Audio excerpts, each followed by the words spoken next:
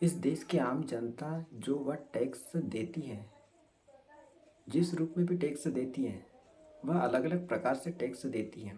चाहे वह घर टैक्स हो या फिर आप जो सामान खरीदते हैं उस सामान के साथ जो जीएसटी लगती है वह भी टैक्स के ही दायरे में आती है।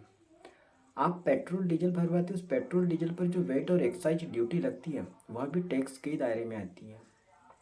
इस देश का हर एक नागरिक टैक्स पेयर्स है, वह किसी न किसी रूप में टैक्स देता है और सबसे ज़्यादा टैक्स तो इस देश की आम जनता, जो गरीब जनता है, वह ही देती है।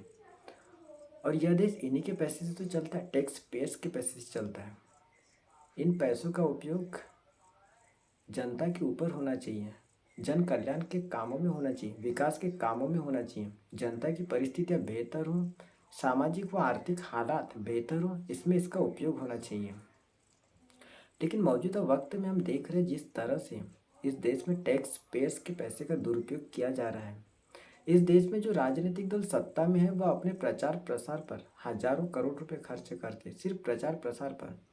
चाहे वह बड़े बड़े होर्डिंग के रूप में किए जा रहे हों, प्रिंट मीडिया व इलेक्ट्रॉनिक मीडिया में विज्ञापनों के जरिए किए जा रहे हों, सरकारी मशीनरी, सरकारी तंत्र का अपने प्रचार प्रसार पर जिस तरह से उपयोग किया जा रहा हो, या फिर इस देश में जो नेताओं की रईसी पर जो करोड़ों रुपए खर्च होते हैं, चाहे वो हवाई सफ़र के रूप में हो रहे हो या नेताओं के काफिले में जो गाड़ियों की कतारें दिखाई देती हैं इस रूप में हो रहे हो, वीआईपी कल्चर हो या वीआईपी कल्चर हो, इस रूप में करोड़ों रुपए खर्च होते हो।